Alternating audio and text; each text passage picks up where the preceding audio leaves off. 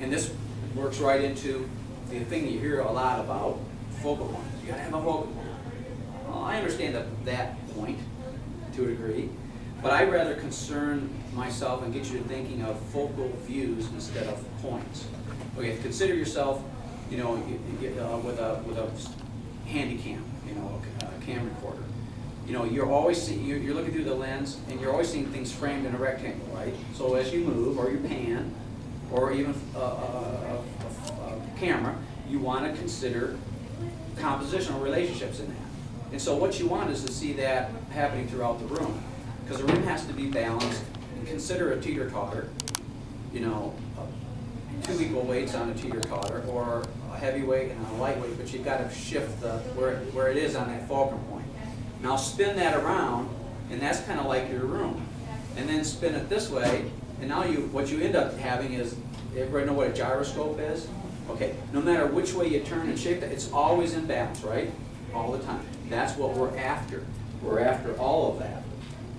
So, you know, when you go to a restaurant, you ask the waiter, you know, give me a good point. I want a focal point to sit at. I mean, it could be, but you're going to say, well, give me the best view you got in the house, right?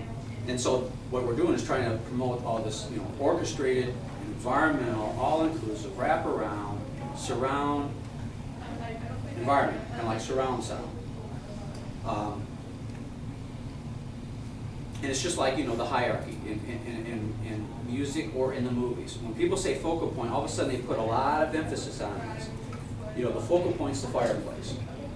Well, that's could be a very important element in there, but it could be there could be a secretary and some other sculpture, painting, other things that could be important in there too. So if the furniture could talk, you know, if you would say, okay, the fireplace is the focal point. Remember, we're dealing with architecture, surround. If we say you're dealing with a focal point, and if the furniture could talk, and they thought that the fireplace was the focal point, all the furniture would bow down. Oh, mighty fireplace, you're the one. Oh, you're so hot. You know, but you know, does it really work that way? You know, like Michael Jordan. Yeah, you know, he's a hot basketball player too. But can he go step out on the court without everybody else? Is everybody else kind of non-consequence? That he says, hey, I can handle it, guys. I don't need you. See, that's what I'm trying to get you. It's all like Gone with the Wind. You've got major characters, but you have the sub-characters, you have the backdrop, you have the environmental setting that it takes place in. It's all of that for it to make it work. Okay. So anyway, we're talking about hierarchy here. So for planning purposes, we subdivide things. You can see the main areas of what they constitute, the secondaries, the minor and the small areas, and the accents. So we have to consider all of this. So it's just like writing a book.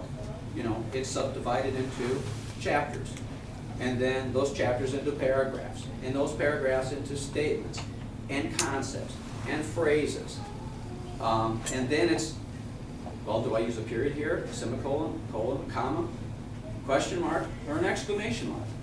But they're all tools, right? Otherwise, if you hand the paper in and it's not right, somebody's going to hand it back to you all marked up and with red circles and things like that, and it's called editing, right? And so sometimes people need somebody to come in and help them edit. Just say it without mumbling. In a lot of rooms out there, they mumble. They don't talk clear. They don't have enough clarity.